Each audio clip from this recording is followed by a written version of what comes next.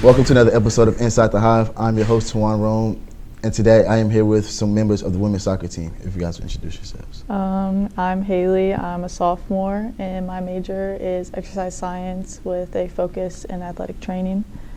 I'm Lexi. I'm a senior, and my major is also exercise science with a concentration in athletic training. I'm McKenna. I'm a junior, and my major is exercise science with a pre-concentration in occupational therapy. Before we get started, we have some upcoming events coming up. Our women's soccer team will be having their senior night tomorrow at 1. Our volleyball team is at home tomorrow at 2:30. Our men's soccer team is having their senior night at 3:30, and the football team will be also playing at home at 1. So if you guys want to check it out, everybody's at home, or you can check it out on defianceathletics.com. The first question I want to ask you guys is, what is the biggest difference between high school soccer and college soccer? I would say probably the intensity. I feel like obviously there's more talent when it comes to college, but as far as like trainings and games and how much time you're putting into college soccer is a huge difference between high school. I feel like the conditioning part also is a big difference. I feel like you focus a lot more on the conditioning instead of like the fundamentals and stuff like that once you hit college. I think the biggest one was now that we're in the NAIA going against foreign players. I didn't really get that in high school, but having that experience and getting that experience is kind of neat. Yeah, I would say pretty much the conditioning aspect. I feel like in high school we focused a lot more on like the technique and that realm, but in college it's more of like a conditioning aspect. So like you said, like the intensity and like the conditioning and stuff like that, what does a summer training look like, whether it's by yourselves or with coaches or with trainers that some of y'all have some? We had a training packet this last summer, which had like things we could do. It kind of balances back and forth between like sprints and like endurance because we need both of those in the game. And like also including ball work. And you know, some people probably went and trained with other people. I prefer training alone. That's how I am. So It was more of like the conditioning was mandatory, kind of just like there's certain like levels you need to hit to make the standard times, like the mile. I mean, we had to do a mile every 2 weeks, I think it was. 2 weeks so that we could hit the mile time when it came to season. I know the men's team did something similar to that. And just like it was basically just the conditioning. I mean, as far as like the personal stuff, that was you just working on like shooting, your touches, like different things like that, like wanting to be a better player. But going off like the preseason testing, like it was every Monday we would change which fitness test we do. So like one Monday it'd be like a mile, the next would be the beep test, another one would be a 2-6-1 where we had to run 2 miles, get a 6-minute recovery, and then do another mile. As far as like the personal aspect, we had like accountability groups. We started that May. Yeah, and we would just make sure everybody's doing that, holding each other accountable and doing their part of the work. So I know like you said, like the beep test, like the mile test, and holding people accountable. Does it help to be more mentally stable for it than physical, or does it have like an equal balance? I think it's equal. Like it's both a mental and physical challenge because, you know, at some point you're going to get tired during them, but it's whether or not you can mentally push through that, like break through that barrier and keep going, or just give up. yeah, it's mainly equal, but it's a little bit more mental. I feel like you could be in the best shape of your life, but if you have that mentality of like, oh, this is a lot, like you're not gonna do it, you're not gonna get it. So it's a lot more mental than you think. Same thing. I would say it's probably a lot more mental than most of us would say it is. Like Haley said, you could be in the best shape of your life, but you're not going to get anywhere if your mentality's I'm going to fail this mile, or I'm not going to make the time. Like that's, you're already setting yourself up for failure on it. So how would you guys describe your style of play specifically? That's a good question. Definitely a lot of aggressiveness. Yeah. Like, we're all like high intensity, like strong players. Similar in that aspect. I mean, we all work hard. I feel like especially me and McKenna, we have the same position. We're both center backs. We have just the, like, wall mentality. Like, it doesn't matter what touches I have on this ball or, like, what techniques I have for dribbling, whatever. Like, our main focus is, okay, the ball doesn't get past us. Like, everything is stopped before us. We're throwing our entire body into the ball. We're being as physical as we can, knocking everything down. And I feel like Lexi, it's kind of the same. We can see it with her too. But like for me, it's more of like just being strong, being aggressive, not so much of the technical stuff like that. I don't really worry about all that stuff. Okay. Going back to what you said about, since you guys are in the it's a lot of foreign players. I know that we have some far away players from recruitment on every team. So how did you guys incorporate that into team bonding, or how has the coaches incorporated that into team bonding?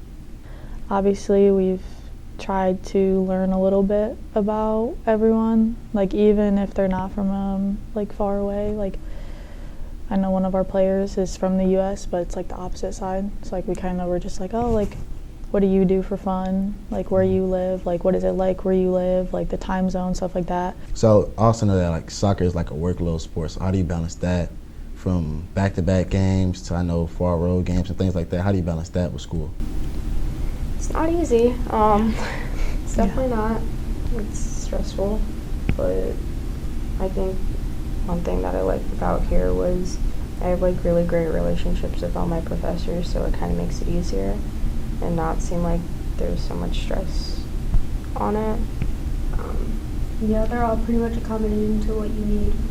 And they keep you updated on what you miss if you're away at a game or anything.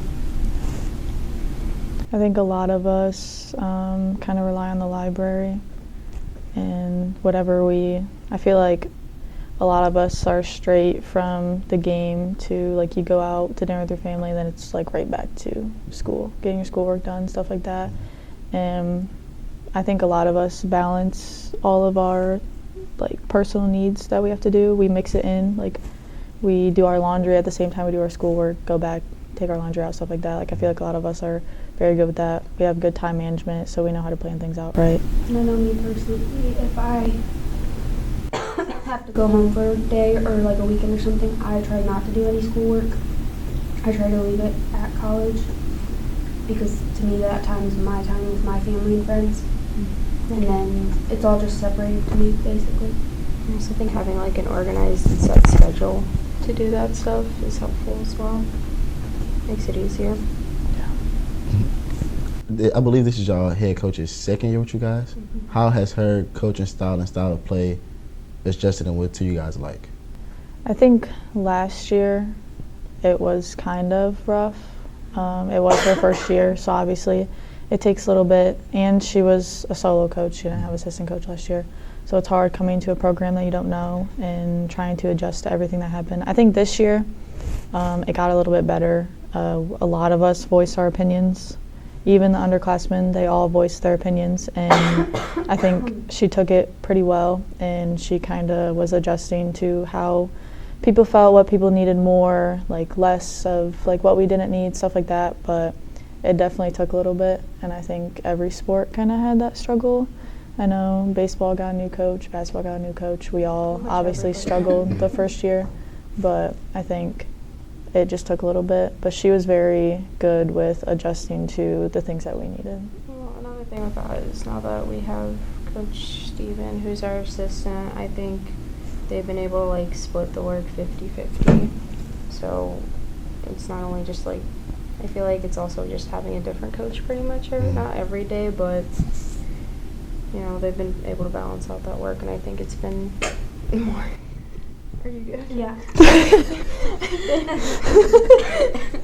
I think it's, I've lost my train of thought. Poor McKenna. Poor McKenna. Sorry, Queen. Yeah, I lost my train of thought. I think, anyway. It's definitely a learning curve. Yeah. What would you say your favorite career highlight? Last year. Probably my first career hat trick. And then scoring against Manchester.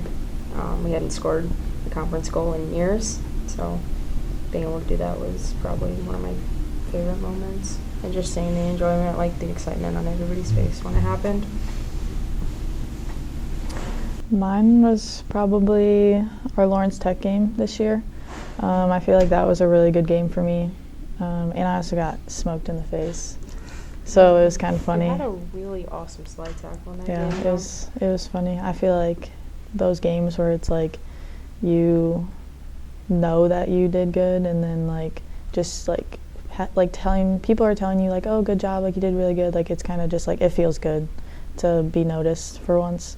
But that was a fun game. Also, when McKenna got hit in the face, because then we were on the same page and we both got smoked in the mouth by a shot. So those two had been the best moments. They were the funniest moments, that's for sure.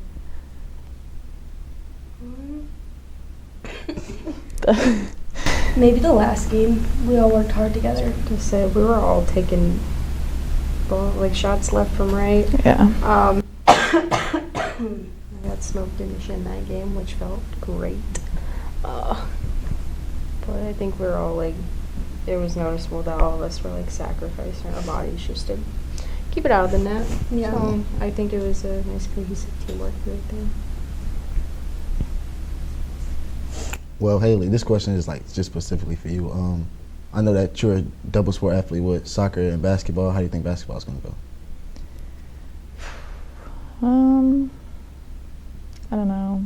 It's going to be an adjustment, that's for sure. It's definitely a lot more. It's like a bigger load. Obviously, soccer is every single day, giving all my time to it, but I know basketball is going to be a little bit more. Probably longer practices, more practices. It's 4 months long, I'm pretty sure. That's how long the season is. Yeah, not that long. So it's going to be a lot more with that, too. I feel like it just is going to take a little bit of time to adjust to it. I mean, I played it all through high school, so I was kind of used to going from one sport to another, but we'll see how the college part of it goes. But I feel like it'll be good. We have a good team this year, so hopefully it'll be a good outcome. Were you guys any double sport athletes? I did a track for a year, my sophomore year. I was strictly soccer. Strictly soccer. Yeah. How was track?